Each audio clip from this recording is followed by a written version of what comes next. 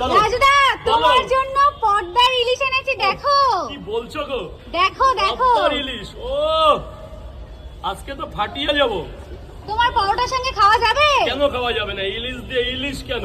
পৃথিবীতে এমন কিছু নেই যে আমার পরোটার সাথে খাওয়া যাবে না। তাহলে শুরু করি। শুরু করো। একদম শুরু করো। দাদা তো একা খাবে না, বোনেরও খেতে হবে। এই যে পরোটা, ও ভাজা ভাজা পরোটা সেরা হবে, যেহেতু ইলিশ আছে আজকে, মানে সভ্যতা অন্যরকম। এই যে এই যে ওই হই ও ইলিশ, আজকে প্রথমবার রাজুদার পকেট পরোটার সঙ্গে ইলিশ মাছ, পদ্মার ইলিশ। এই প্রথম ঐতিহাসিক মুহূর্ত হ্যাঁ নাকি? হ্যাঁ হ্যাঁ হ্যাঁ, ঐতিহাসিক মতো। তার সাথে একটা কাঁচা লঙ্কা। ওরে ও খাও দাদা খাও।